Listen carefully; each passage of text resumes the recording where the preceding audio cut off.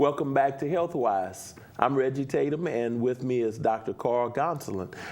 Doc, I guess with Halloween coming up, we really need to talk about safety in Halloween and what kids should do, and also, I mean, not just about pediatrics, but dentistry, but about the whole big Halloween issue, because it revolves a lot around candy. Exactly, right. So, Doc, what are some of the things that you look for and you want to tell our audience about Halloween? Well, there are a couple of general areas we want to talk about. One of them is the safety of the child when they're experiencing. Halloween is a great time. It's a lot of fun, and we want the kids to have fun and be safe at doing this. It's a really good idea for the parents to have a little pre-trick-or-treat lecture with the children to let them know what are the rules, what should they watch out for. They're going to be traveling at night, it could be dark. We don't want them to get, in any kind of accident. They have to watch out for the cars.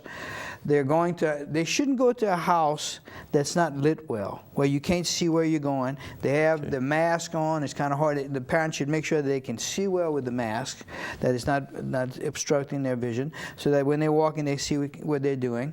And and they want to make sure they can be careful when they're walking. They want to stay away from bushes that could, catch the clothes or maybe poke them in the eye or something like that. You don't want them going into the house of some stranger. Okay, you definitely want to do that. And one of the things is the candy that they're eating. You want to make sure that you inspect the candy before they eat. Don't eat anything that has been wrapped correctly, has been tampered with.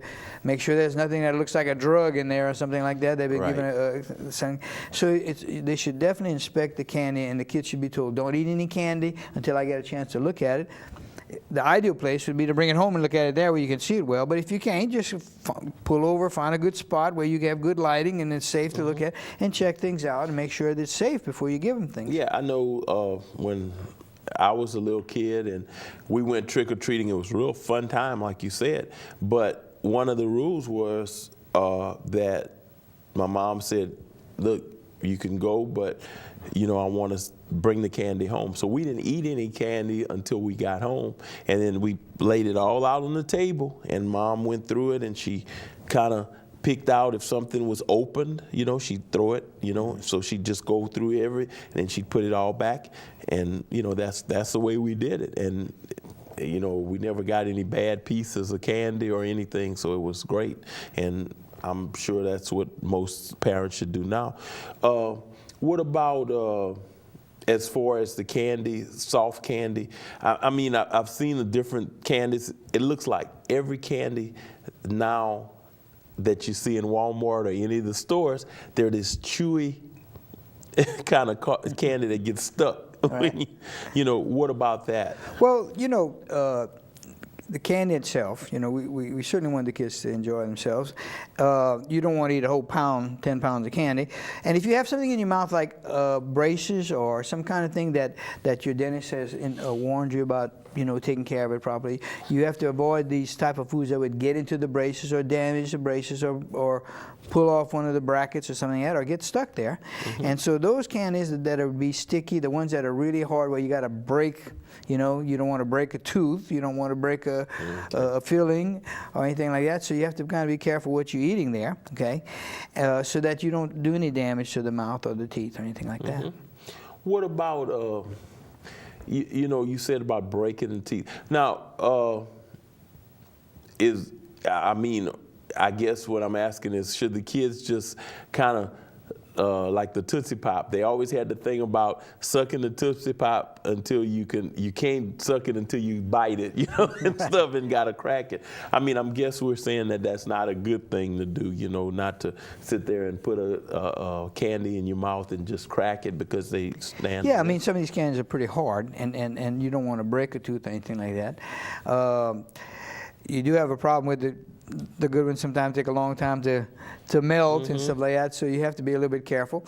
But if the candy, it's like if you eat a bunch of it you should have a designated time when you can eat the candy, not just eating it all day long. Okay, all right. So have a designated time where you can sit down and have some candy. Okay, then when that's done with, clean the teeth. You know, get in there and brush your teeth a little bit, get all that junk out of there, rinse the mouth out with a little bit of water, okay?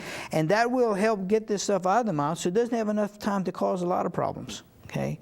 If you're eating candy all day long, you can't do that, and it keeps the food in the mouth too long. You know, one piece of candy at one time causes a little bit of damage, let's say. Right. All right, or 10 pieces of candy at one time causes a little bit of damage. But if you took that same 10 pieces of candy and ate one every hour, you get 10 times the amount of problems or the damage it could do, because you're spreading it out. Each time you put it in the mouth, the bacteria can start causing some problems with it. Oh, it's microscopic problems, but it adds up. So it's better to have it at one time rather than spread out throughout the day, as far as keeping the cavities down for minimum, and then also, you know, making sure you're taking care of the teeth right after you clean them, so it doesn't have time for it to cause much trouble. Well, and that's a good thing to say, because I guess even myself as a parent, I probably, when my son was trick-or-treating, I never thought about, okay, well, after you get back and you eat some candy, let's brush your teeth, you know. It's just something you take for granted, you know. You don't think about that, and it's probably a good thing to start thinking about and figure, okay, this is probably a way to keep cavities from, you know, occurring. It's just... You know, with the three things you have to have a cavity. You have to have the tooth, you have to have the germs, and you have to have the food, okay? And the type of food you're primarily concerned about will be the starches and sugars, okay? Now, you know, when a birthday party comes, have a good time. You know, enjoy yourself. You know, don't worry about the stuff. I mean, don't eat too much and stuff like that, but have a good time. But get back on the routine after that's over with. And if you're doing the preventive things on the routine, you'll prevent it as a routine. If you're doing it as an exception, then you prevent it as an exception. So, you know, it's a time where you're going to have a good time. You're going to break the rules a little bit, but not overboard. You're not going to eat 10 pounds of candy and get sick. You know, and then when you do eat it, you're going to make sure you keep your teeth clean after, so it doesn't give much time to cause the problems.